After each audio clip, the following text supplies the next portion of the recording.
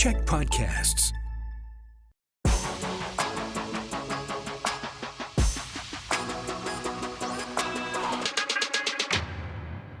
Hello and welcome to Mic Check. My name is Paul Haysom, and today we are talking about the importance of storytelling ahead of the 2025 Victoria Film Festival. And to do that, we're going to profile two fantastic films playing at this year's festival, starting with a very powerful documentary called Forbidden Music.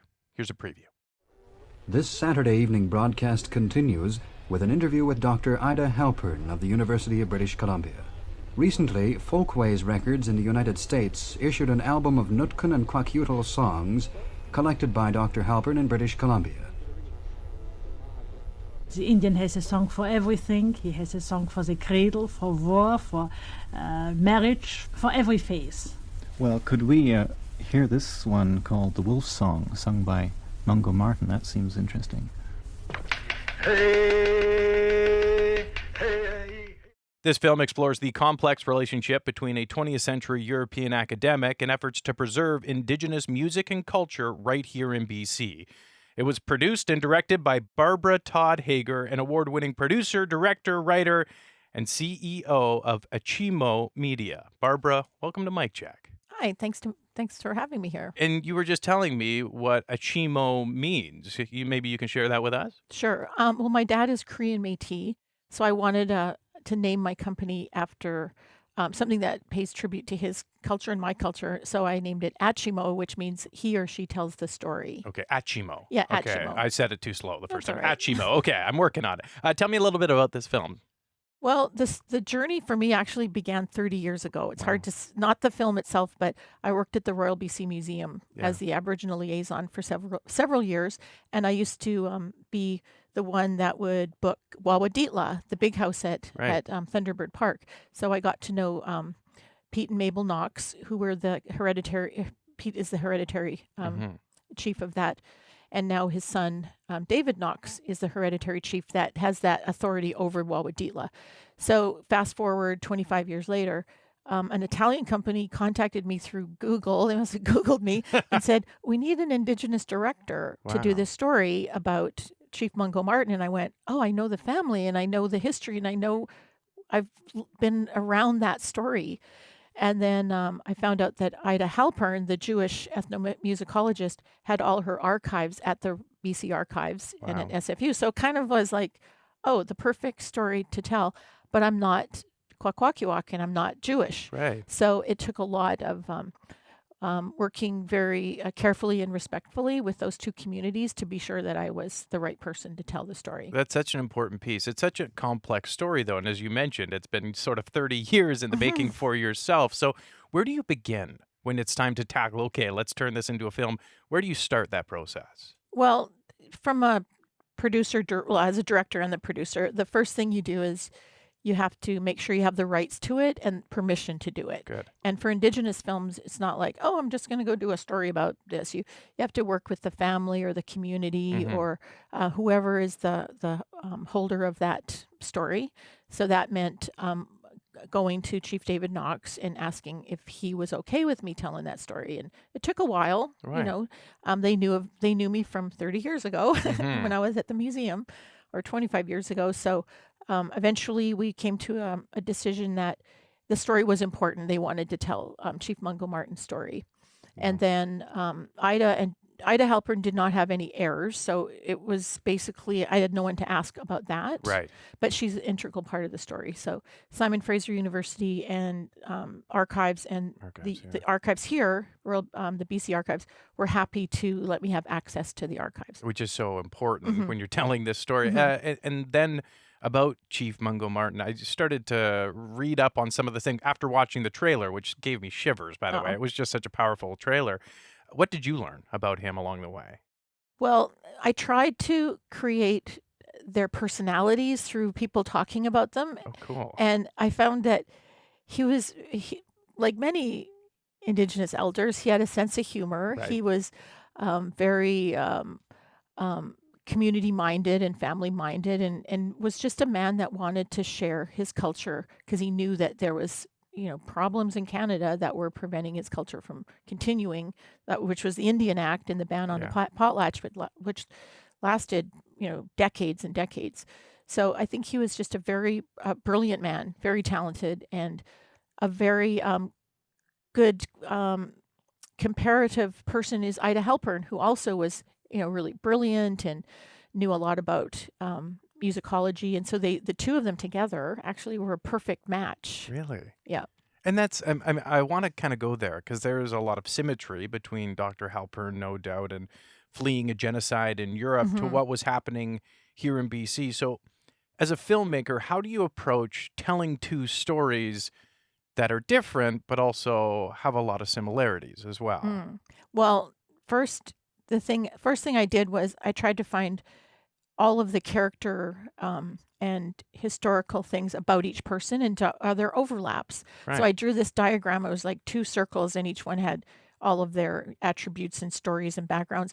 And there was a certain point where, like those Venn diagrams, where there's a crossover. Wow. And I went, okay, that's where the story takes place, is when they meet and they decide to record these songs. I mean, it wasn't without its challenges. I bet. But they're, I think Ida's history in, German-occupied Austria, and Mungo Martin having to deal with this, ban on his own culture and ceremonies and songs. They found there was a crossover there, both, I think culturally and personally. Really well said. The topic of copyright and owning the rights to one's culture is a big piece. I know you fought to have Indigenous voices tell Indigenous stories, and I know that how important that is to you. So how much of this story almost parallels a lot of what we are seeing with today's world and things that are still very much happening in the now? Right. Well, besides building the stories of both Ida and Mungo, I also look at where the records went. Where did the recordings go? How did they get transferred from those sessions in her living room to records that are sold at the Smithsonian in New York? And there's a long story there. So luckily, the son of the record company called Folkways Records lives in Victoria. Wow. So his father ran this company in New York for like 40, 50 years and produced 2,000 recordings of people like Guthrie and a lot of Indigenous people, a lot of Jewish people, a lot of Cajun. I mean, he was like the recorder of people who didn't get record deals. Wow. So those recordings were owned by Ida Halpern. She had the copyright to them. Wow. So that's a bit difficult for the families to sort of deal with. So we explore that. We explore the copyright. We explore how Indigenous people look at their cultural ownership, whether it's family or community.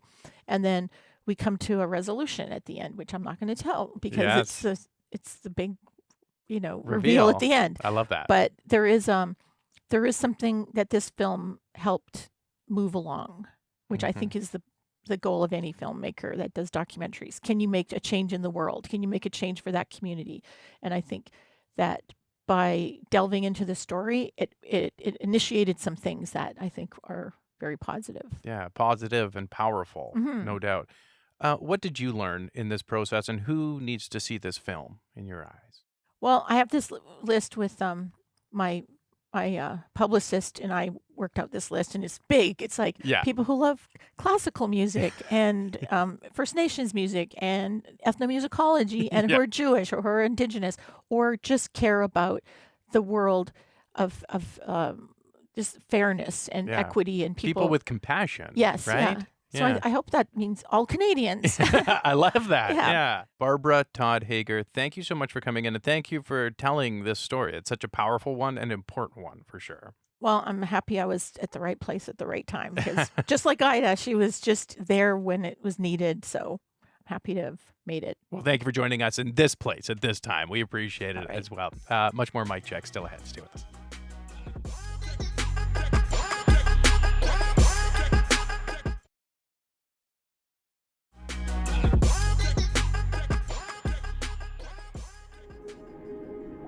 然而在水中，我们的心率会随着下潜的深度越来越慢，可以达到7下每分钟。他们看见了什么？就是这样，我遇到了这个在大海里重生的女人 Jessie。 Hello and welcome back to CHEK. My name is Paul Haysom. Today we are profiling the 2025 Victoria Film Festival, and you just watched part of a trailer from 7 Beats Per Minute, an incredible documentary that's playing at this year's festival about freediving and the relationship between a champion freediver and the filmmaker who is also her friend. Think free solo, but underwater. And to do that, we are joined by the filmmaker Yuki Kung from Vancouver and freedive instructor Kirk Crack from Campbell River. Thank you both for coming on the show today. Thank you. Yuki, I want to start with you because this film is fascinating. It jumps and talks about a whole bunch of different worlds. Maybe tell us a little bit about the film.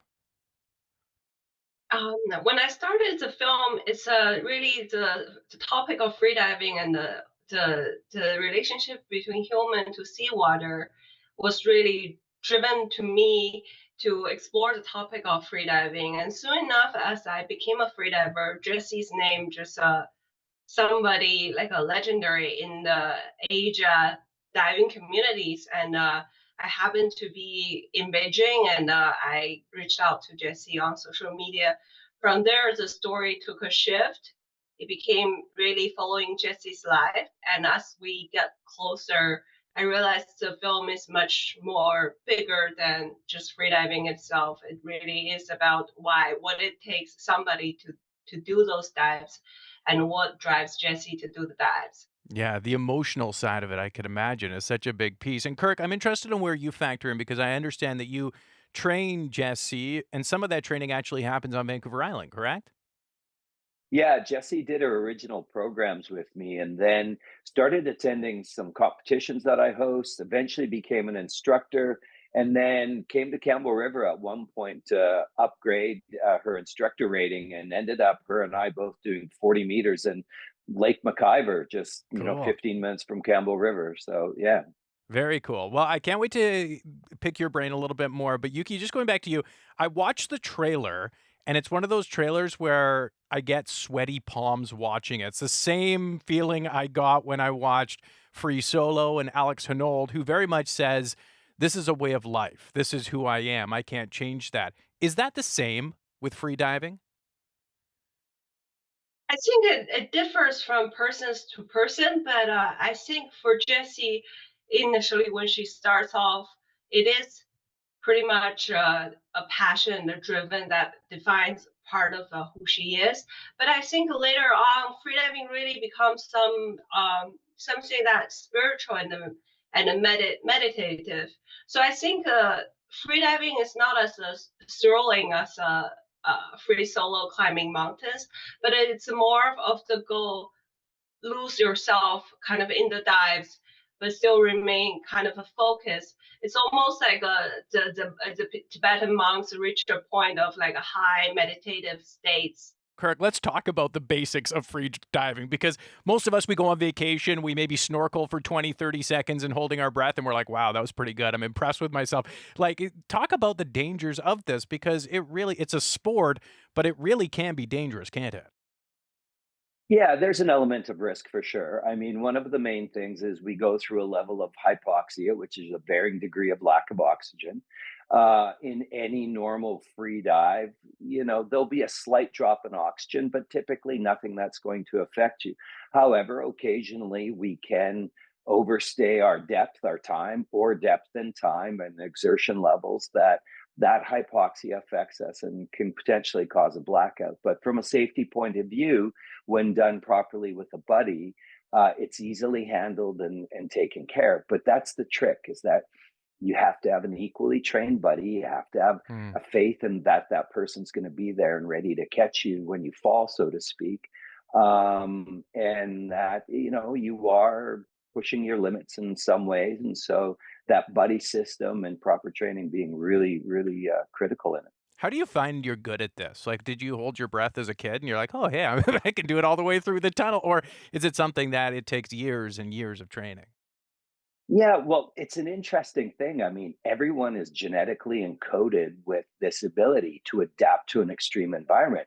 And freediving, the extreme environment is the lowering oxygen, the rising carbon dioxide, and the compression of the water on the chest wall. So your lungs getting compressed. And so that brings out an adaptation in the human physiology, which is slowing of the heart, so bradycardia, which is an oxygen conserving mechanism, the shunting of blood from extremities so that that blood moves to the core so that you have all this oxygenated blood there.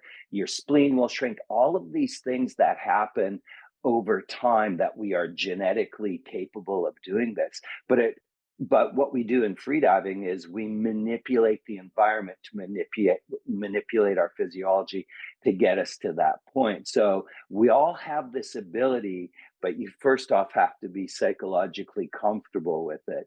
That if you're terrified of it, you're never going to allow the physiological adaptation to fully take place and let the magic happen. Wow, that's fascinating. And you talk about the layers, and I mean, Yuki, you were talking about the visualization and sort of meditation state, which you have to get into to really understand that. And the cinematography, from what I've just seen in the trailer, is truly stunning. But it's a sport that's really about pushing the limit. So, do you try to do that with the film as well to match the subject? Um, I think that's like also kind of like a filmmaker's drive as well. Like Yeah. creatively, I always want to push the limits, and I think that's also like a part that we really like Jesse and my friendship really like progress naturally because like we're both having like a kind of drive to do like what we really want to do to a such limit. So like when Jesse asked me to be her safety diver, there were not like I didn't even hesitate. I Wow. just thought like, okay, I this makes sense. I want to do this with her. It really like later, a lot of people asked me this that made me think like, oh, that's not maybe like natural to some people, but it was like really natural to me. And creatively, I want to be able to take the story as far as we could. Wow, it is a fascinating story, and I can't wait to watch the full feature. You were watching and listening to Mike Jack, more with Yuki and Kirk on the other side. Stay with us.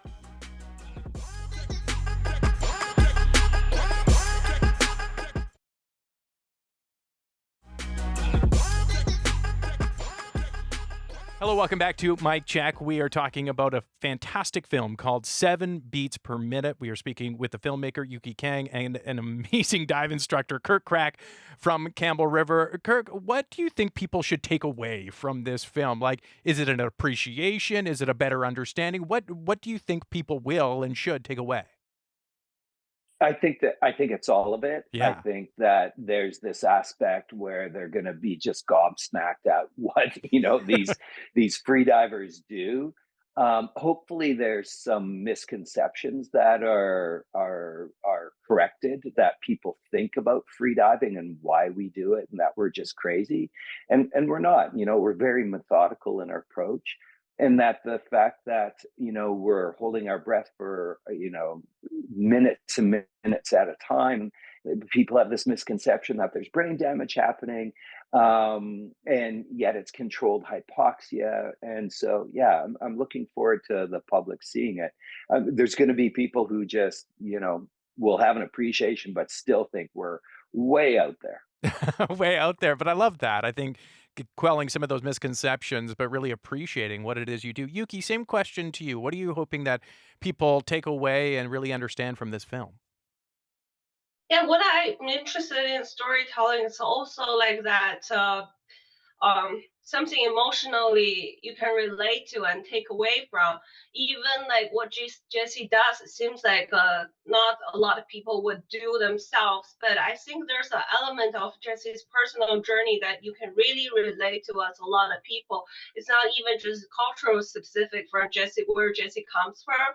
I think just like Jesse's journey from her childhood as become a successful freediver, really a professional person. There's a journey that she went through. I think very much relatable to a lot of people.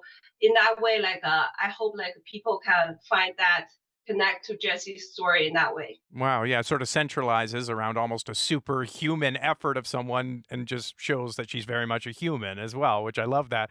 And finally, Kirk, I mean, can you just give us a sense of how long people are free diving for? Because I've seen it on YouTube. I don't quite understand, but they're down like it can. You mentioned minutes. It can happen, right? And like how deep? How deep can you go? Yeah, well, just to give you an idea, we're descending at about a meter a second. Wow. So some of the world records, self-powered for men and women, can be in the 130-meter plus range. Oh, So you're talking almost upwards of 4-minute dives that are happening. And then you have breath holds for time, just face down, floating in the water. And these are in the 9 to 12-minute range for between men and women. And, again, they're going through a level of varying degrees of hypoxia. So they're still functioning at the end of it. They're not undergoing any, problems or medical issues with it. So it is really absolutely amazing what the human physiology and us as an organism can do. But our history is, for millions of years, we've been evolving out of the oceans, yeah. and we've spent more time in the oceans than we have been on land. So we're just going back to this genetic history in us and awakening something that was been in us for, millions of years. Wow. Well said. Yuki, finally, where can people check out this film? I know it's going to be playing at the Victoria Film Festival, so some of our viewers and listeners who live on the island can check it out there. Where else can people see it? Yes, so we will have a limited theatrical run this year in Canada, and we will start off February 14th on the Valentine's Day opening in Toronto in theaters, Cool. and following we will have a theatrical release in different cities in Canada. Well, you can find more information from NFB. Awesome. Do you guys think it would have been a lot easier and way less stressful just to make a documentary about golf or chess or something?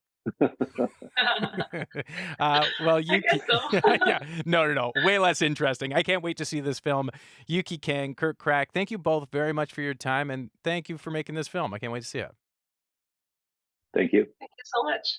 And that's been another episode of Mike Check. Make sure that you go out and support all local film. If it's happening at the Victoria Film Festival, you should go check it out. My name is Paul Haysom. You can watch or listen anytime on the CHEK Plus app. Until we chat again.